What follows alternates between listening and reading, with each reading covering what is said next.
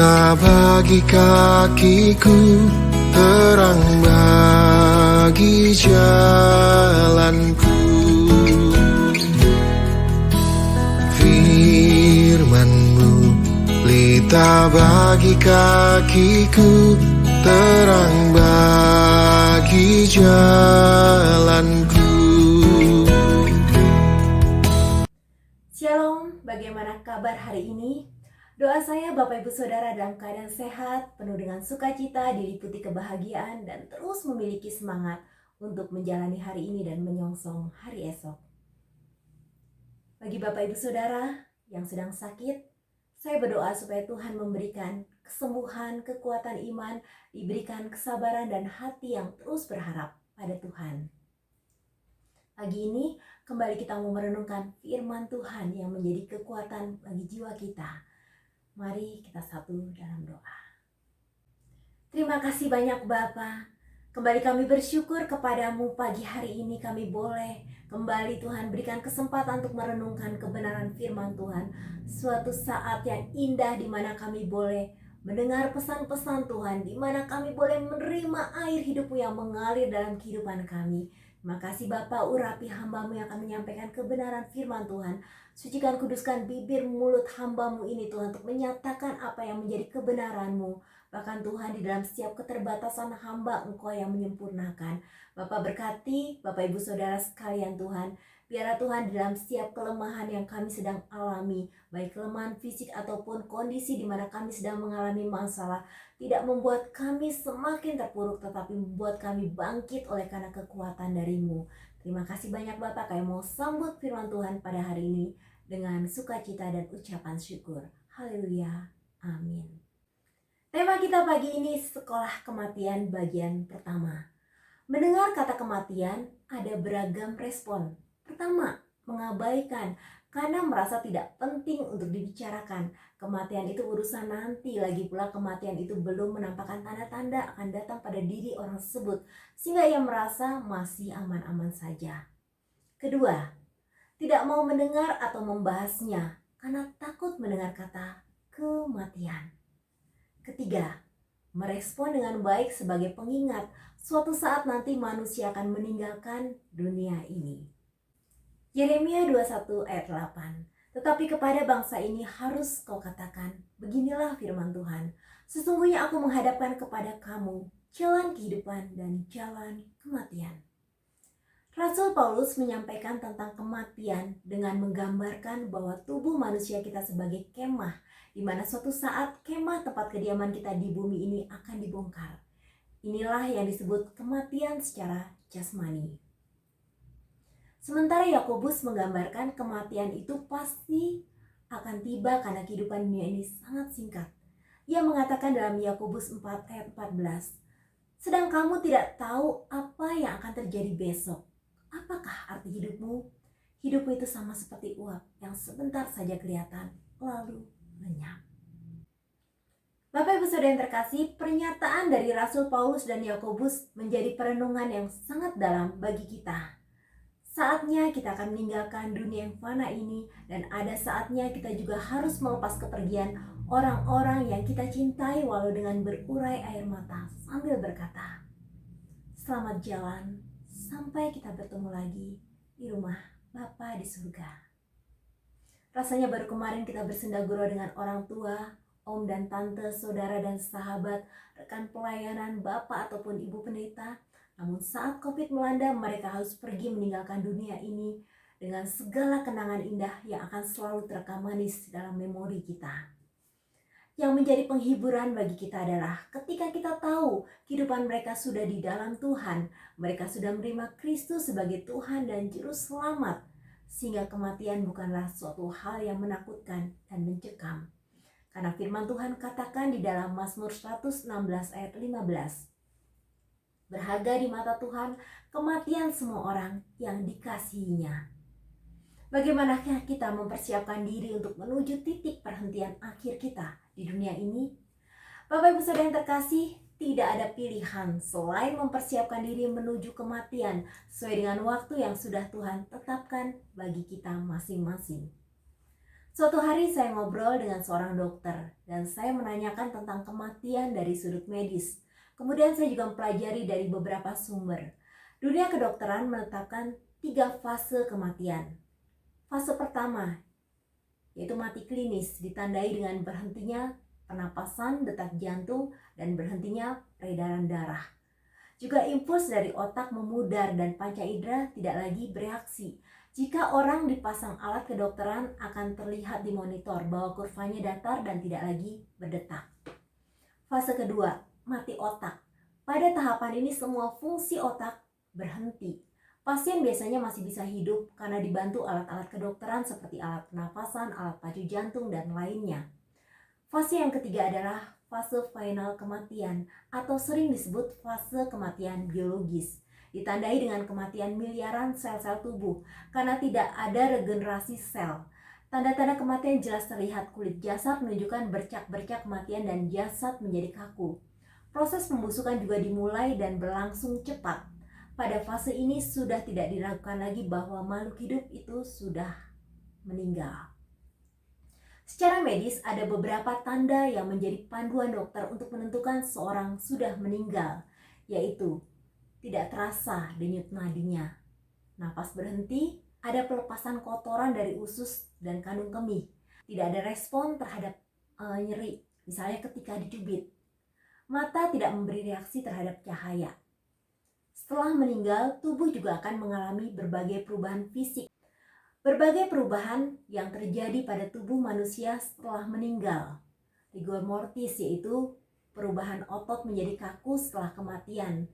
Livor mortis yaitu munculnya lebam berwarna ungu kebiruan pada bagian tubuh karena hasil pengendapan darah akibat pengaruh gaya gravitasi. Tediosport yaitu bintik-bintik pada kulit yang muncul setelah kematian akibat pembuluh darah yang pecah.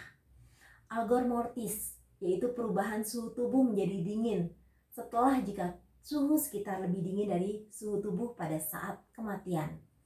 Adanya garis horizontal berwarna merah gelap yang muncul di mata ketika kelopak mata tidak tertutup saat kematian.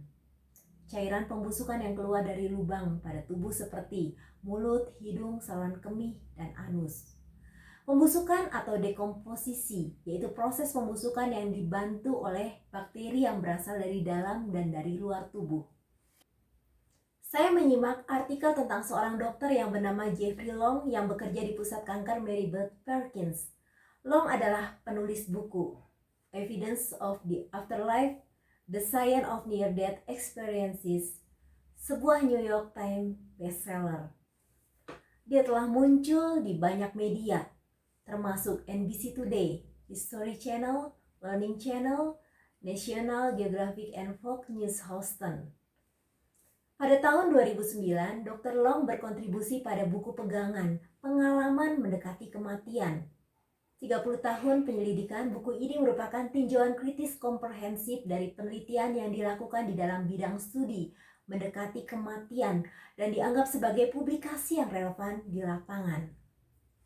Dr. Long terkenal sebagai seorang penulis dan peneliti Amerika tentang fenomena pengalaman mendekati kematian atau near-death experience. Banyak orang yang mendeskripsikan near-death experience sebagai keadaan antara hidup dan mati, di mana ada cahaya terang benderang bertemu dengan Sang Pencipta, tapi diminta untuk kembali lagi ke dunia.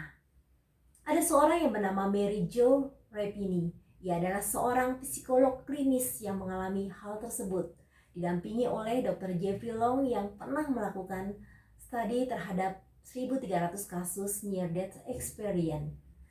Rapini menceritakan kisahnya. Saya banyak menangani pasien kanker dan mereka selalu bercerita tentang pengalamannya mendekati kematian. Tapi saya selalu menganggap cerita tersebut sebagai efek reaksi medis atau halusinasi. Hingga pada akhir April 2003, kejadian itu saya alami sendiri. Saya mengalami pembengkakan pembuluh darah dan langsung dilarikan ke rumah sakit. Keadaannya sangat parah. Semua dokter langsung panik dan mengelilingi saya. Mereka memasukkan berbagai macam alat medis di tubuh saya dan menelpon suami saya. Hingga tiba-tiba saya melihat sebuah cahaya yang sangat terang. Cahaya ini berbeda dari cahaya biasanya dan terus berkembang membesar. Lalu saya bertanya-tanya, cahaya apa itu? Saya pun memasuki cahaya itu. Bapak Ibu Saudara, Repini masuk ke dalam terowongan cahaya itu. Menurutnya di sana ia melihat ruangan yang sangat indah dan bertemu dengan Tuhan. Tapi Tuhan berkata bahwa saya tidak bisa tinggal dan harus kembali lagi ke dunia. Repini kemudian protes. Kenapa saya tidak bisa tinggal di sini padahal saya sudah menjadi istri dan ibu yang baik. Saya juga sudah merawat pasien kanker tiap harinya. Menurut penuturan Repini, sang pencipta memintanya kembali ke dunia untuk melakukan hal yang lebih baik dari itu. Pengalaman near death experience yang diceritakan Repini ternyata sama dengan pengalaman-pengalaman lainnya yang pernah dianalisa Dr. Jeffrey Long. Ternyata hampir semua orang yang pernah mendekati kematian punya cerita yang sama, kata Dr. Long.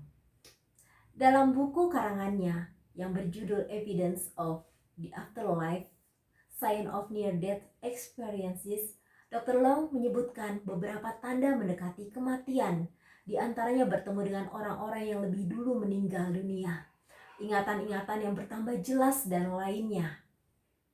Menurut Long, yang merupakan dokter onkolog radiasi dan juga menangani pasien kanker, sama seperti Repini.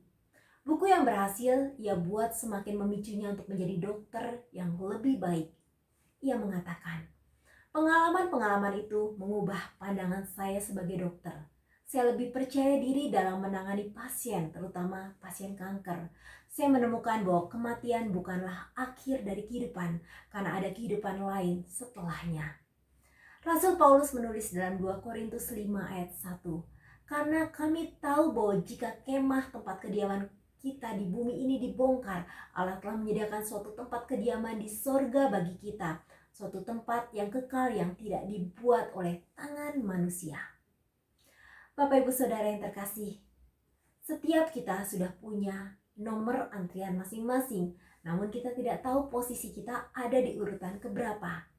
Namun yang mau kita pastikan adalah saat tiba giliran nama kita dipanggil, kita akan berkata seperti Rasul Paulus, aku telah mengakhiri pertandingan yang baik, aku telah mencapai garis akhir dan aku telah memelihara iman.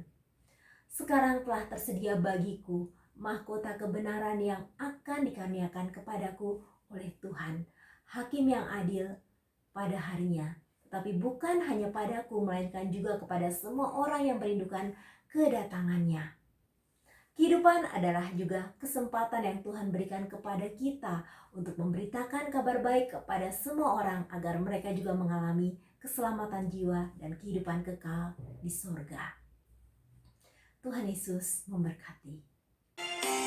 Terima kasih Tuhan, Engkau memberikan kami kekuatan dan penghiburan, sehingga kami tidak perlu takut menghadapi kematian, karena Tuhan sudah siapkan tempat yang sangat indah di surga, di mana kami akan menikmati kebahagiaan abadi bersama dengan Engkau.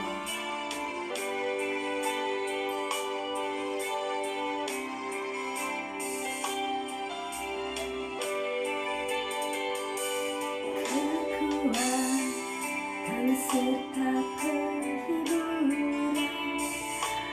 diberikan Tuhan padaku. Tiap hari aku dibimbing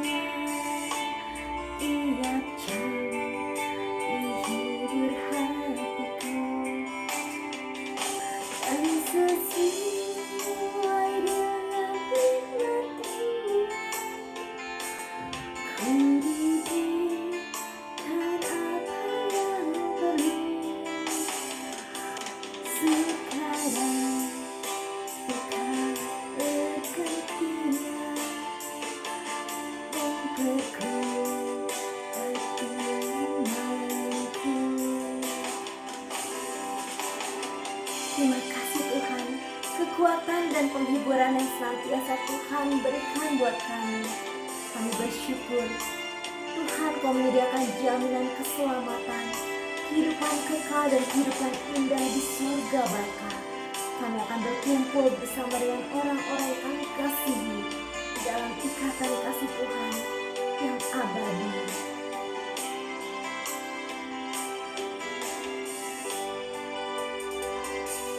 Tiap hari aku dibimbing, diberi rahmat-Nya tiap jam,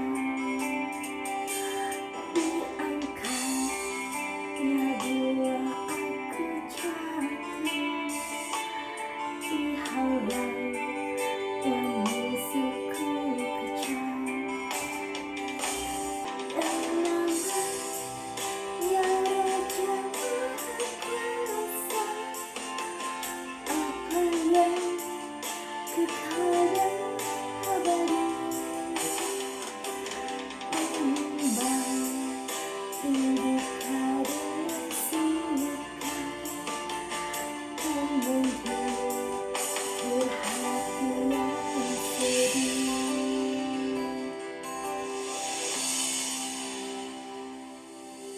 Bapa yang baik, terima kasih untuk kebenaran firman Tuhan yang mengingatkan kami bahwa akan tiba saatnya kami akan mengalami kematian secara jasmani.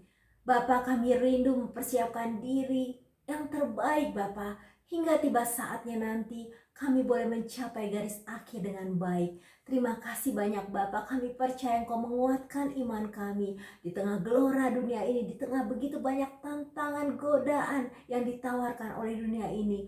Bapa, pada pagi hari ini Engkau mengingatkan kami agar kami terus memandang kepada kekekalan, di mana di sanalah rumah kami yang sebenarnya, di sanalah kami akan tinggal untuk selama-lamanya. Dunia ini hanyalah tempat sementara kami. Terima kasih Tuhan. Pada saat ini hamba berdoa bagi Bapak Ibu Saudara sekalian, setiap kami Tuhan yang sedang mengalami sakit, bahkan kami merasa kematian itu sudah dekat. Bapa, tenangkan dan teguhkan hati kami Bapa, bahwa kematian bukan akhir dari segalanya, tapi akan merupakan awal perjalanan indah bersama dengan Tuhan. Terima kasih banyak Bapa, tidak ada lagi kami dicekam rasa takut, rasa bimbang, rasa khawatir. Bahkan Tuhan, kami percaya ada harapan yang sangat indah di dalam Kristus. Terima kasih banyak Bapa, tolong kami untuk menghargai kehidupan kami, karena kami akan menyongsong kematian. Terima kasih banyak Bapa, di dalam nama Tuhan Yesus kami berdoa dan bersyukur. Haleluya.